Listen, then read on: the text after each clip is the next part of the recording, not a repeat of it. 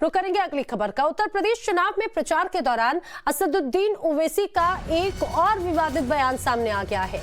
ओवैसी ने पुलिस वालों को मंच से धमका दिया है। जी हां, उन्हें धमकाया है, धमकी दी है, जिसका वीडियो बीजेपी ने ट्वीट किया। असदुद्दीन ओवैसी एक सभा को संबोधित कर रहे थे और इस दौरान सभा को संबोधित करते हुए ओवैसी पुलिस वालों को साफ तौर पर धमकाते हुए नजर आए, जिसका वीडियो ट्वीट किया गया है। आप पहले ये पूरा वीडियो देखिए। मैं तो उन पुलिस के लोगों से कहना चाह रहा हूं, याद रखो मेरी इस बात को, हमेशा योगी मुख्यमंत्री नहीं रहेगा, हमेशा मोदी प्रधानमंत्री नहीं रहेगा। और हम मुसलमान वक्त के एतबार से खामोश जरूर हैं, मगर याद रखो हम तुम्हारे जुल्म को भूलने वाले नहीं हैं। हम तुम्हारे जुल्म को याद रखेंगे। अल्लाह अपनी ताकत के जरिए तुमको निस्तो नाबूद करेगा इंशाअल्लाह ताला। और हम याद रखेंगे, हालात बदलेंगे। जब कौन बचाने आएगा तुमको? जब योगी अपने मठ में चले जाएंगे, मोदी पहाड़ों में चले जाएंगे, जब कौन आएगा? हम नहीं भूलेंगे, याद रखो। ओवैसी को आप सुन रहे थे। ओवैसी ने एक सभा के दौरान अपनी बात वो रख रहे थे और उन्होंने जिस तरह से, जिस अंदाज में पुलिस को धमकाया है, उस पर बीजेपी ने निशाना साधा है। और वीडियोस जो है ये दरअसल बीजेपी की तरफ से ट्वीट किए गए हैं। संबित पात्रा ने ये वीडियो ट्वीट किया। इसके अलावा बीजेपी के नेता की तरफ से, गौरव भाटिया की भी तरफ से इसी तरह का ये ट्वीट किया गया और उन्होंने लिखा है क्या नफरत है इनकी श्रीमान नरेंद्र मोदी जी के लिए। ये लिखते हुए ट्वीट किया है, निशाना साधा है गौरव भाटिया ने भी और इसके अलावा संबित पात्रा ने भी। ओवैसी के बिगड़े बोल पर बीजेपी नेता गौरव भाटिया, संबित पात्रा ने ट्वीट किया। दोनों ने ही ओवैसी की धमकी पर जवाब दिया है।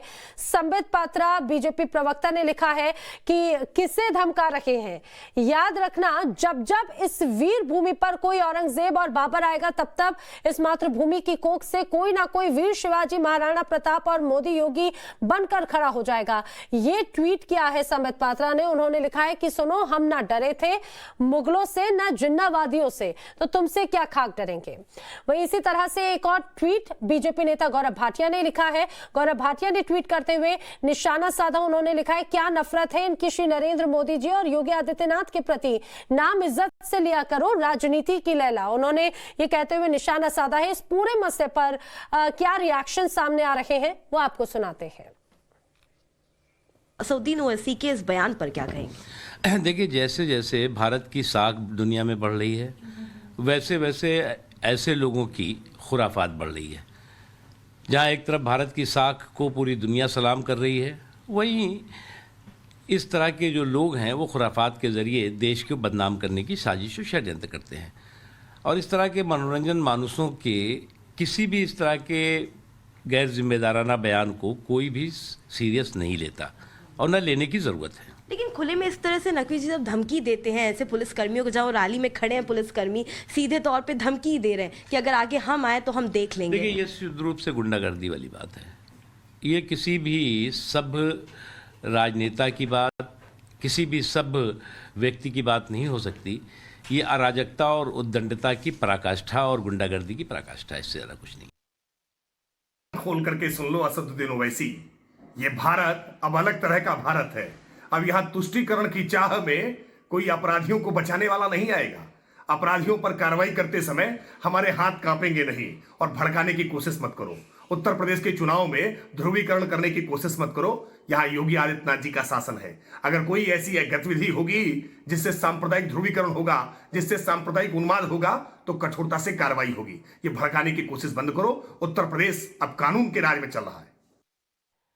तो सुना आपने, ओवैसी पर निशाना साधा जा रहा है। असदुद्दीन ओवैसी ने जिस तरह से कानपुर की सभा में ये बात कही थी, कानपुर की सभा में संबोधित करते हुए उन्होंने पुलिस को धमकाया था। उन्होंने कहा था कि पुलिस वालों को धमकाते हुए कहा था कि याद रखिए, ना हमेशा मुख्यमंत्री योगी रहेंगे, ना हमेशा प्रधानमंत्री नरेंद्र मोदी रहेंगे, और आगे जब वक्त बदलेगा तब हम सब याद रखेंगे और जो जुल्म अभी कर रहे हैं उसका जवाब भी जरूर दिया जाएगा। आखिर असदुद्दीन ओवैसी किन जुल्मों की बात कर रहे हैं और किस तरह से इनका जवाब देने की बात पुलिस कर्मियों को कह रहे हैं, ये तो वो ही जाने। लेकिन उनके इस बयान के बाद में लगातार रिएक्शन सामने आ रखे हैं।